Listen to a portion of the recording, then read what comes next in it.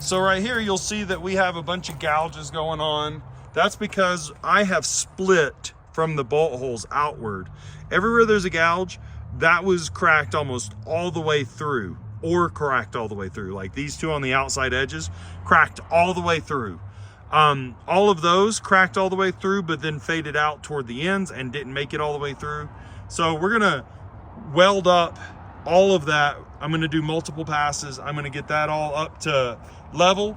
We're going to grind it flat, and then we're gonna strap it with 1/4-inch bar, flat, bar, so that we can make it stronger.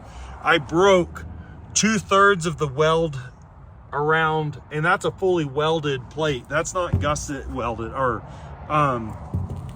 section welded. It's a full weld all the way down, and I broke all of that weld loose.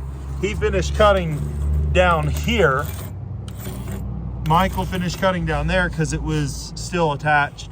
This was still attached, but the other side was all the way broken loose, and part of that was broken loose. So it's kind of weird. I had the weld break from here to there, all the way across and then down, and then part of this as well. So over 2/3 of it was broken free, and that's my fault. Why? Because I am using this thing way out of scope. This is not intended to be a brush cutter. I mean a forestry mulcher. That's how I'm choosing to use it. I like the finish of it, but that does mean that you have to do some repairs and work on it. So on the other side, which you can't see because this is clearly upside down. Here, so this is upside down. On the other side, as you can see through here in this hole, there's a 1/4-inch plate that makes up the deck. That plate right there, that's this decking on the outside. This is a 1/2 inch or 3/8 maybe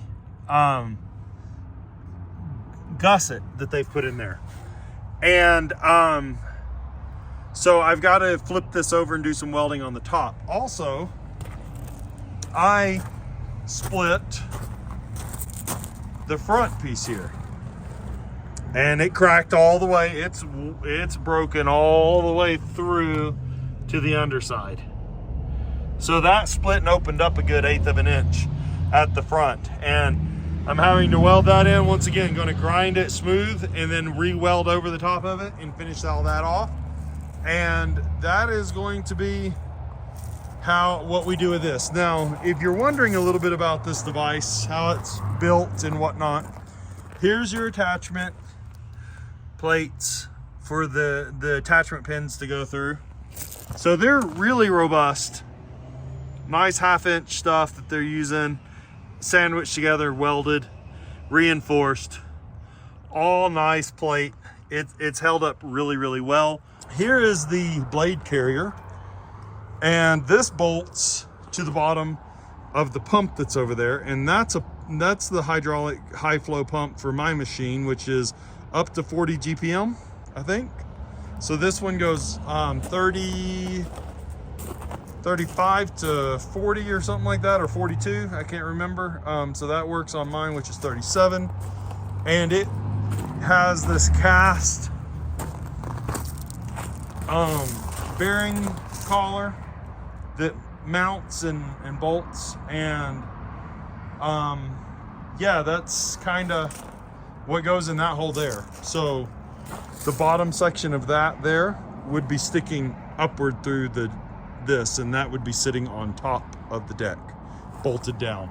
And then it's got, like, I think those are 3/4 or 1-inch bolts that go through there.